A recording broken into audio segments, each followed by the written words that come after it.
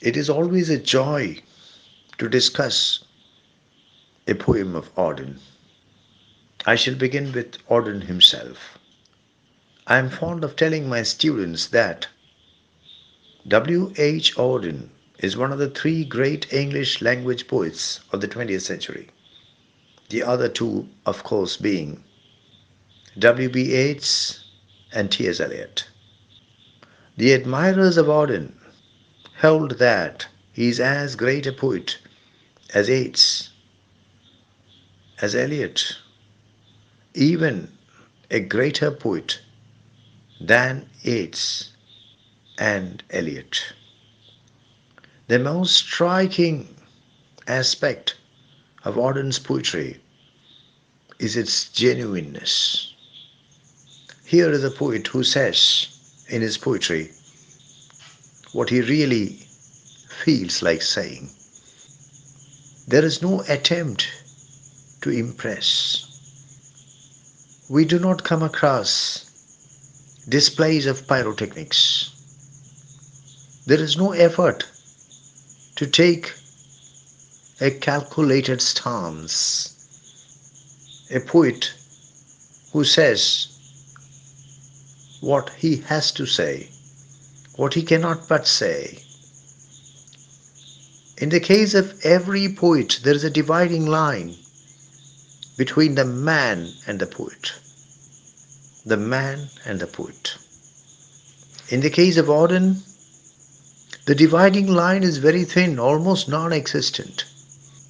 The man is the poet, and the poet is the man.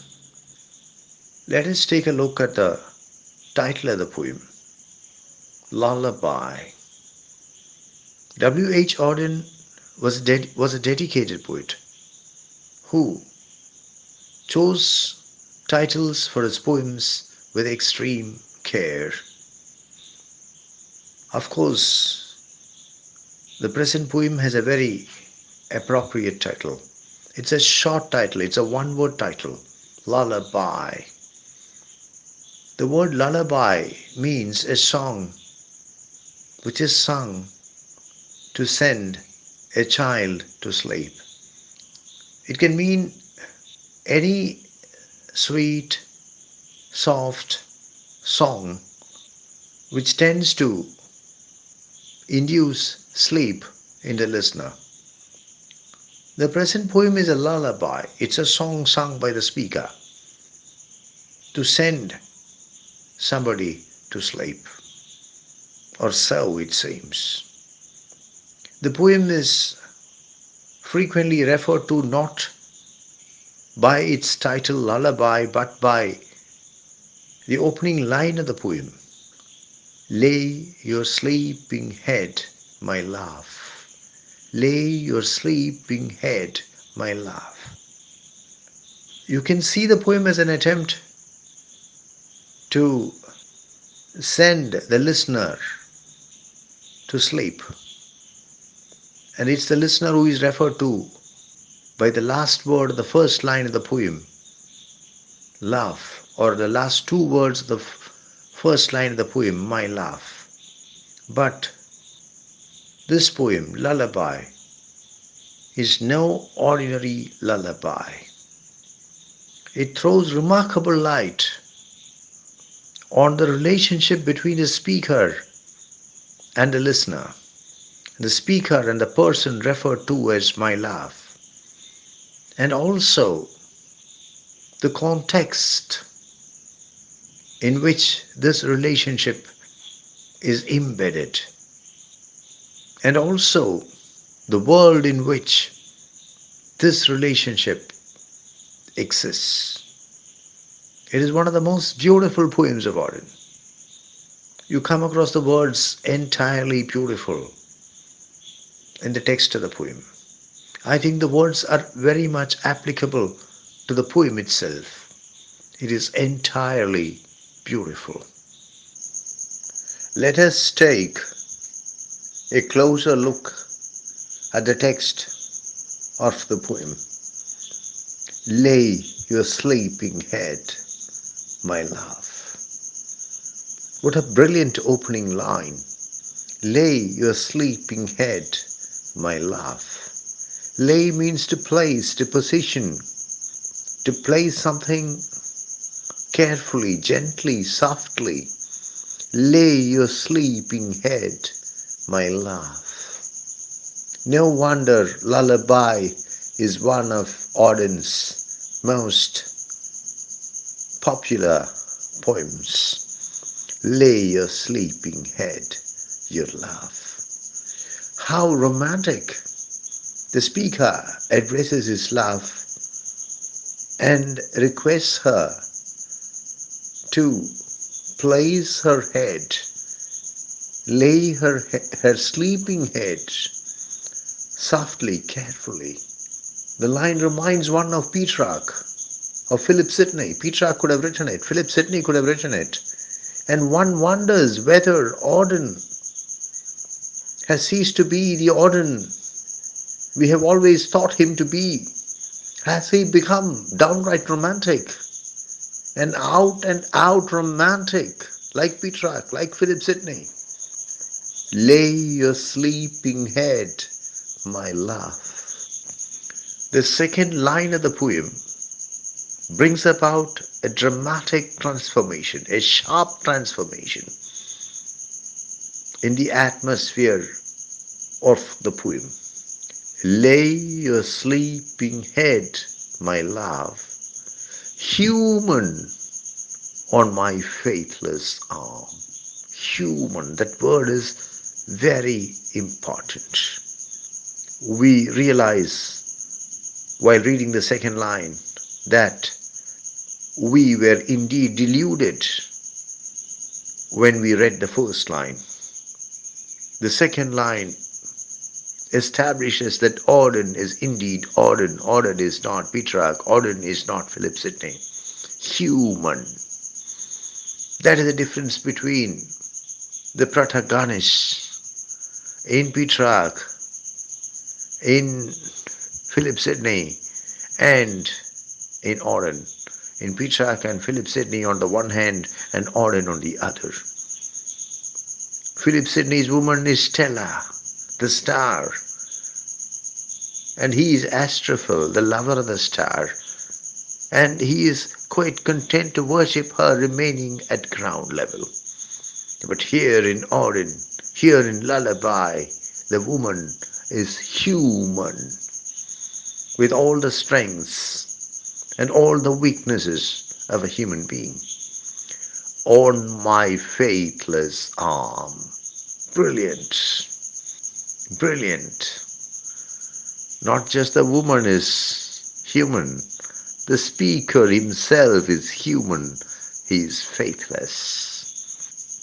Faith, perfectly faithful love, perfectly faithful relationships exist only in myth, exist only in fiction, exist only in fantasy. Here, the speaker and his love are two very human beings. The woman is human and the speaker is faithless. So the head of the woman is to be rested on the arm of the speaker.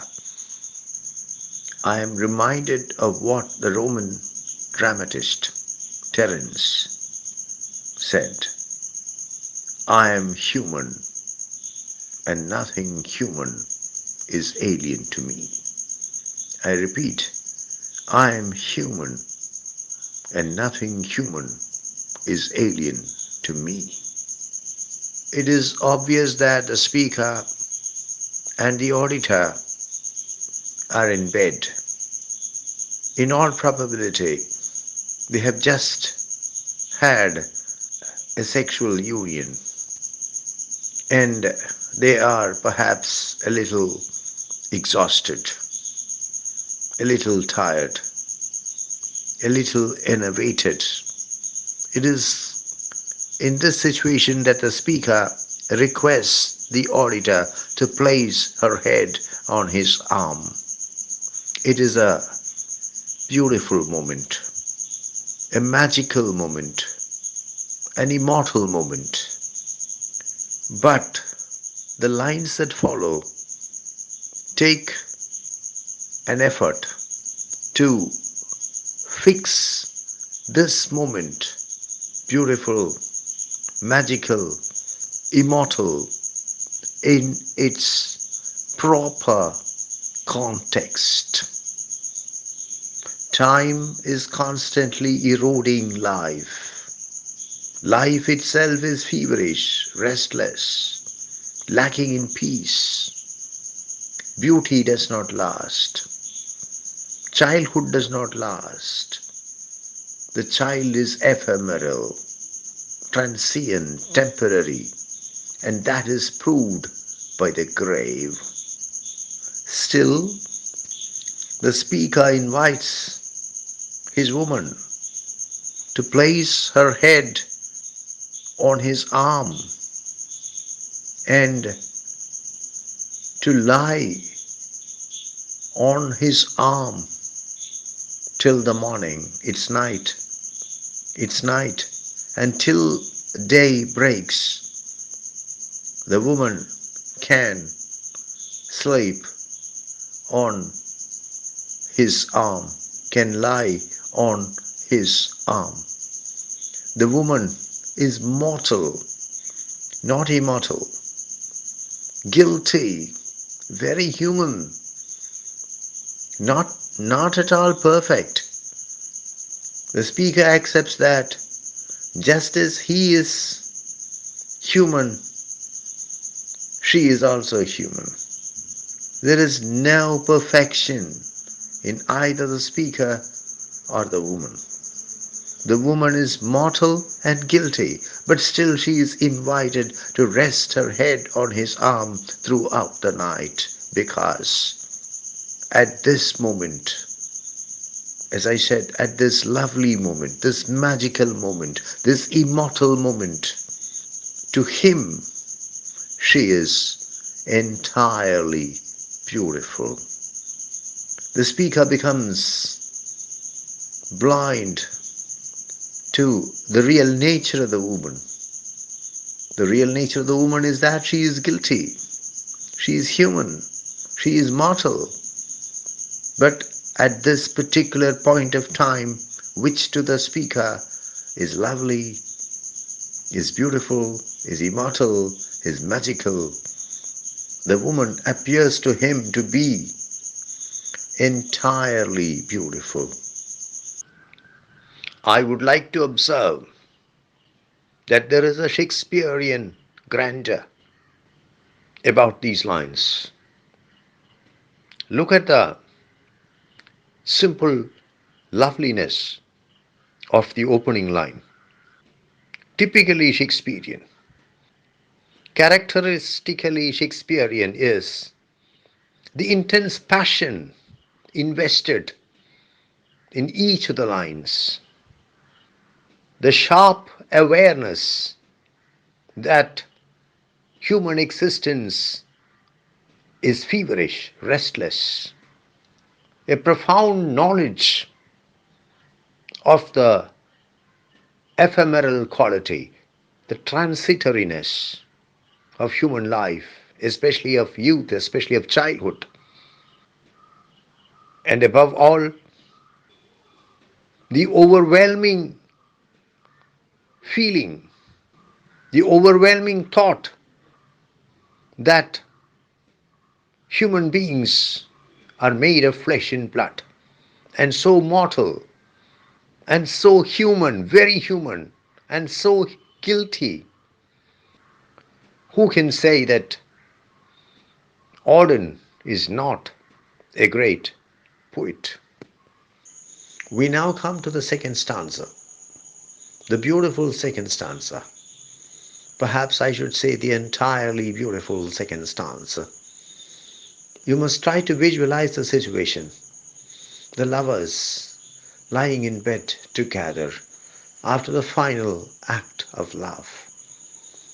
I'm reminded of some lines from the canonization of John Donne, which is one of my all-time favorites. I think it's in the third stanza, if I'm not wrong. I don't think I'm wrong. Donne says, The phoenix riddle hath more wit, we two being one are it.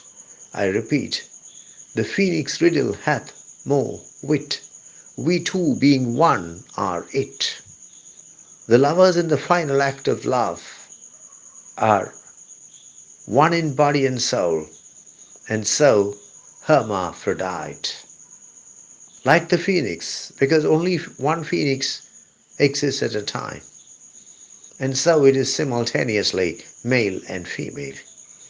I think a strong parallelism can be established between the situation in the second stanza of Auden's Lullaby and these lines from the third stanza of the canonization of John Donne. The second stanza, it is not easy to carry out a line by line, word by word analysis and appraisal, but I shall try it. The poet says that the state of the lovers after the final act of love is something extraordinary, something remarkable. The union is physical, the union is also spiritual, and they lie in a swoon. To swoon is to lose your consciousness as a result of emotion, as a result of excitement. Venus is the Roman goddess of love. Not only love, but also sex, but also joy, but also prosperity. And the lovers, when they lie in bed after the final act of love, it is as if they are lying on the slope of a hill, and the hill is the hill of Venus. The union has been physical, the union has also been spiritual. Venus, the goddess of love, sends them supernatural sympathy. They feel sympathy for the entire universe. They feel hope. They feel love for the entire universe. It's a peculiar mental, psychological, spiritual, even physical state. While an abstract insight wakes among the glaciers and the rocks, the hermit's carnal ecstasy. Ecstasy is extreme joy, extreme excitement, extreme emotion. Ecstasy is a trance-like state attained by hermits, attained by mystics. Here, the lovers experience ecstasy, but it is ecstasy from sex. It is ecstasy from love, from carnal love, from physical love. The glaciers, the glaciers and the rocks. The glacier is a moving uh, mass of ice. I think, I think the reference can be to the body. The bodies of the lovers. The bodies of the lovers contain glaciers, contain rocks. And an abstract insight wakes.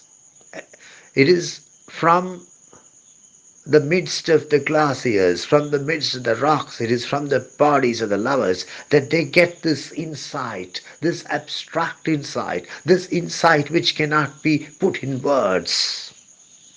The hermit's carnal ecstasy. This ecstasy is experienced only by mystics, by hermits, by great religious achievers. But this ecstasy is also attained by lovers. But in the case of lovers, it's a carnal ecstasy. It's an ecstasy which is rooted in the physical union of the lovers. I would like to bring into conjunction with the stanza under consideration one more John Donne poem, The Ecstasy. The Ecstasy is a well-known poem, is an oft prescribed poem. In The Ecstasy, one of the points that the poet makes, one of the points that John Donne makes is that true love is simultaneously physical and spiritual. True love is the union of bodies as well as the union of souls. Once, when I was teaching this poem, a student pointed out that there is something wrong with the thematic progression in the stanza. The thematic progression is not step by step. The thematic trajectory in the stanza refuses to move in a logical manner. There's something very random about the things which are said in the stanza. I think she was right, but I also think that this is precisely what is appropriate for the context. The lovers at that particular point in time, the lovers after a blissful union, cannot be expected to speak in a logical, in a systematic, in a step by step manner. So, the rather random movement that we meet with in the stanza is perfectly suited to the context. A lesser poet would have stopped the poem here, would have concluded the thematic evolution at this point in its trajectory. The lovers, after the final act of love, undergoing an experience which is beyond description, beyond expression, beyond words, an experience which makes them feel not just love for each other, but love for the entire universe. A state of supernatural sympathy, universal love, hope. A lesser poet would have been tempted to stop the poem here, but Auden knows better. This is not the whole story. The story is that of Cinderella.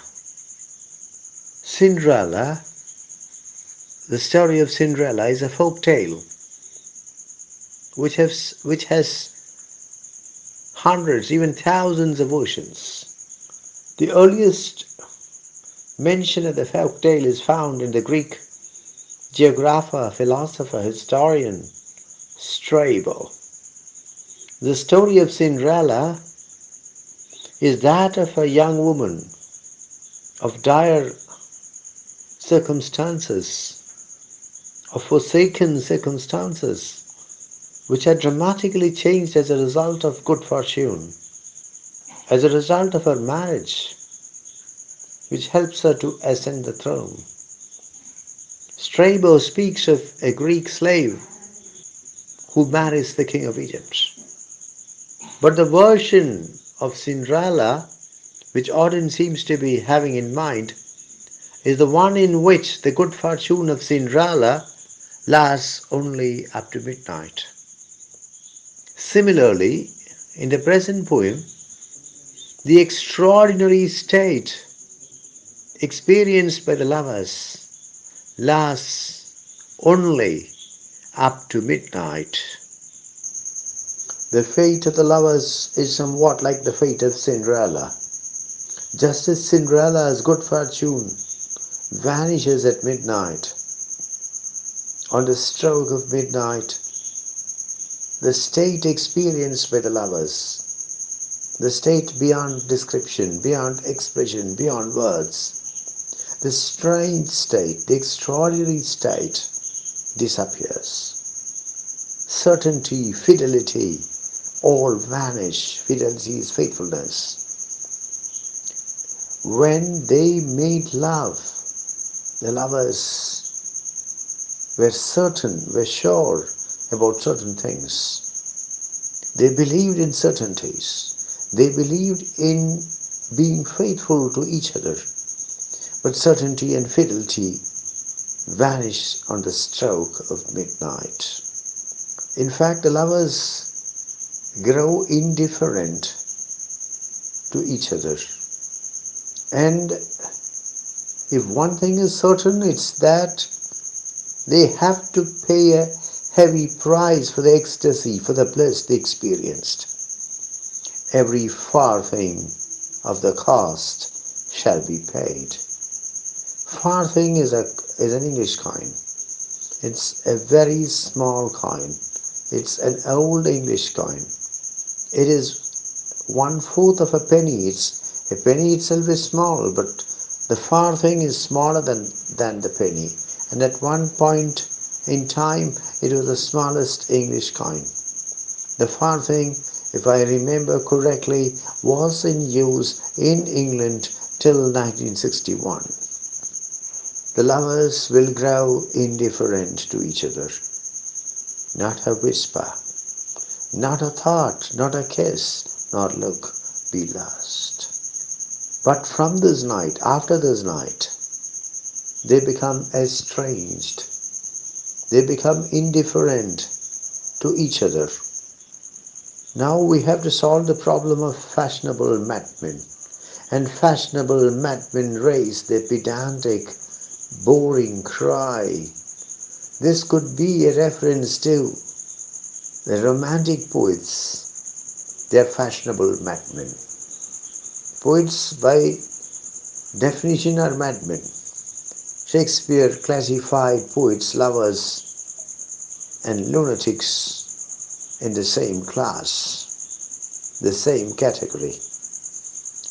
But romantic poets, I think, are doubly mad. But they're very fashionable, they're very popular, they're very widely read. And fashionable madmen raise their pedantic, boring cry. They repeat what the earlier poets said. They repeat what the earlier romantic poets said. They're pedants. They are persons who show off their learning.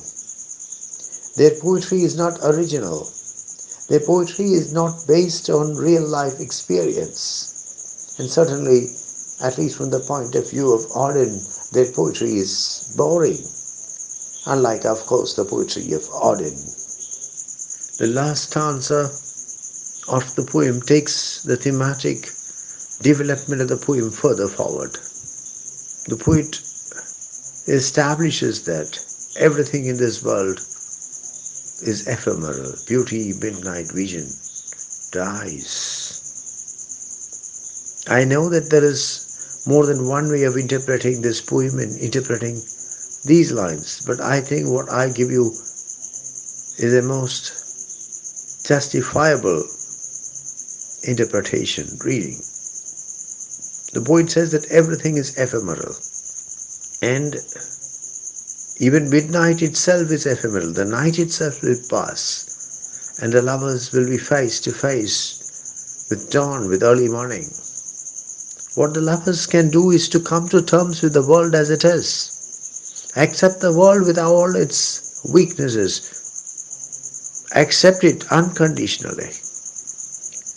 There is no doubt that life in this world has its share of difficulties, its share of problems. But the lovers have to gloss over those problems and accept the world as it is. Accept the world which is imperfect and live in that world, fully aware that they are living in an imperfect world. Is the lullaby of W.H. Auden a romantic poem or an anti-romantic poem? There is no doubt that Lullaby of W.H. Auden is a very romantic poem.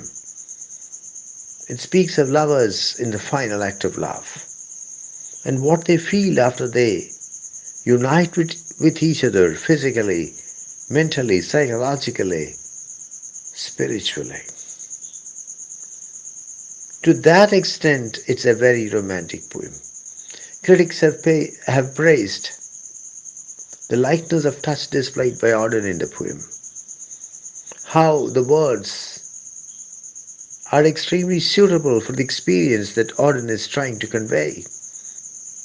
There is no doubt that Lullaby of Auden is a very romantic poem. At the same time, we have to concede that it is powerfully anti-romantic.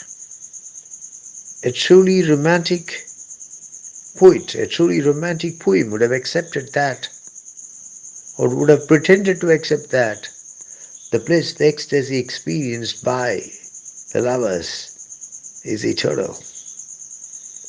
But Auden's poem attempts to do exactly the opposite. It makes it clear that the lovers are human beings, with all the strengths and all the weaknesses of human beings. And so, the universal love and sympathy experienced by the lovers is, after the final act of love, is, despite their being what they are.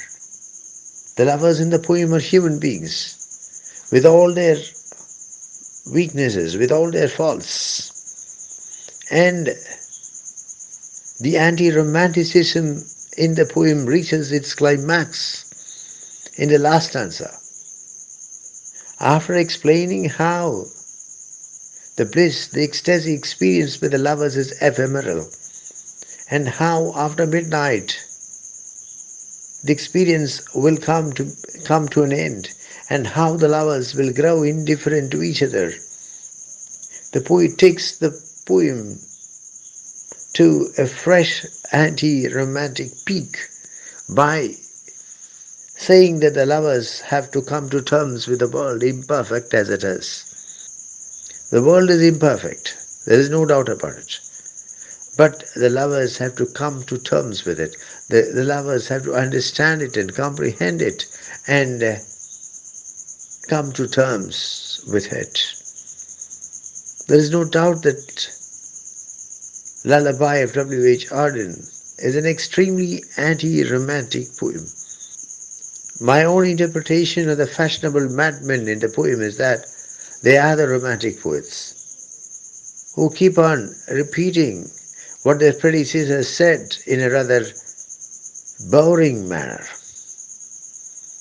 So there is an indirect attack on the romantic poets who refuse to be anti-romantic or who refuse to dilute their romanticism. Before I proceed any further, I would like to work out a very brief comparison as well as contrast between the present poem, Lullaby of W.H. Auden, and another poem with the same name, Lullaby. This poem is Lullaby by John Fuller. It's a very different kind of poem. In the Fuller poem, the speaker is a woman, and the poem is addressed to her child. The speaker is a mother lulling her child to sleep. What are the major themes in W.H. Auden's Lullaby? Love, sex, sexual union, the relationship between lovers, human frailty, how even the most perfect relationship, even the most perfect romantic relationship has to be cited in a very unromantic, in a very anti-romantic world. The state of the lovers after the final act of love. A state which is beyond description, beyond expression, beyond words. A state of universal sympathy, of universal love, supernatural sympathy, of carnal ecstasy.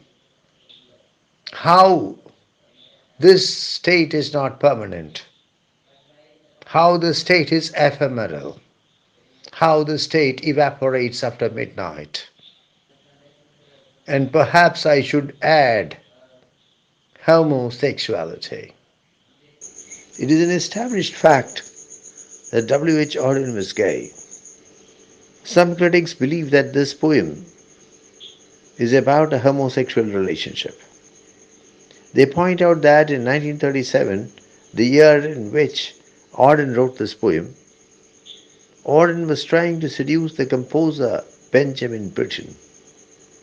The critics feel that this poem is about Auden's homosexual relationship with Benjamin Britten. If this claim is true, this poem links the finest poet and the finest composer of the times. Some lines in the poem, according to these critics, support the thesis that this poem is about homosexual love. Take, for example, the line, noons of dryness find you fed, noons of dryness. Take, for example, the line, nights of insult. These are all lines which suggest a relationship which is not fully accepted and which is not fully acceptable to, which a relationship which is not fully accepted by society and a relationship which is not fully acceptable to society. It may be observed that Auden's homosexual relationships were all problematic, including his relationship with Benjamin Britten, and that the lines of this poem perfectly suit Auden's problematic homosexual relationships. If it is true that this poem, Lullaby, by Auden, by W.H. Auden, is about his relationship with Benjamin Britten, well, we can say that this poem invites comparison and also contrast with Auden's poem, The Composer. We have already discussed the title of the poem in some detail. I would like to add that Lullaby, strictly speaking, is a song which sends a child to sleep. A song that attempts to send somebody to sleep. And Auden has called this poem Lullaby, titled this poem Lullaby. But this is not a poem which tries to send anybody to sleep. On the other hand, it's a poem which facilitates their awakening, which sensitizes the listener, not just the listener, the readers as well, to the complexities of relationships, to the contradictions in relationships, to the complexities and contradictions inherent in human nature, and above all, to the very imperfect world in which all relationships have to be located, have to be cited. I think a lesser poet would not have titled this poem Lullaby, because this is not a poem which sends anybody to sleep, but a poem which tries to awaken in persons a deeper sense of reality, a deeper sense of actuality. The poem is organized in 4 stanzas of 10 lines each. The lines are rather short in general. The lines are more or less of the same linear extension. There is no linear irregularity anywhere in the poem. The lines are all of the same, more or less the same length. The diction is simple. The poet uses everyday words, ordinary words, but the poet weaves his lyric magic using these ordinary words. It is nothing but the genius of Auden that is responsible for converting these very ordinary words, these very conversational words, these very everyday words into units of tremendous lyric strength, power, and beauty. The poem, which consists of four stanzas of 10 lines each, does have a rhyme scheme. But the rhyme scheme is systematically unsystematic. The rhyme scheme is deliberately imperfect. The poet makes use of half rhymes as well as full rhymes. What purpose does this deliberately imperfect rhyme scheme serve? Auden was a poet of extraordinary skill, and when he creates something imperfect, it is never because of his inability to create the same thing in a perfect manner. On the other hand, it is because he wants it to be imperfect. It is deliberately imperfect. What purpose can this deliberately imperfect rhyme scheme serve? It is a powerful mirror which reflects the subject matter of the poem. The poem is about romance. The poem is about sexual union. The poem is not merely about romance and not merely about sexual union, but about romance and sexual union in an imperfect world, but about romance and sexual union effected by imperfect human beings. It is because the poet probably felt that this complex subject matter, the poem, can be perfectly reflected only by an imperfect rhyme scheme, that he decided to utilize a deliberately imperfect rhyme scheme in the poem. The imagery that we meet with in the poem is sharp, well delineated, and appropriate. There are images of the human body in the poem. Not just the human body, the different parts of the human body. There are images from classical mythology, images of classical gods, and above all, there are images from nature imagery.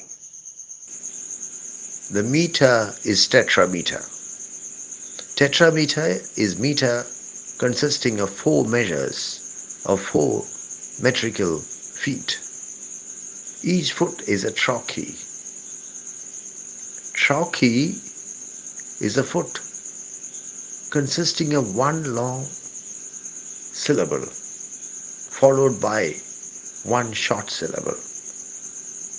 To put it in another way, trochee is a foot consisting of one stressed syllable succeeded by one unstressed syllable. Having said that, I have to concede that the meter of the poem is far from perfect.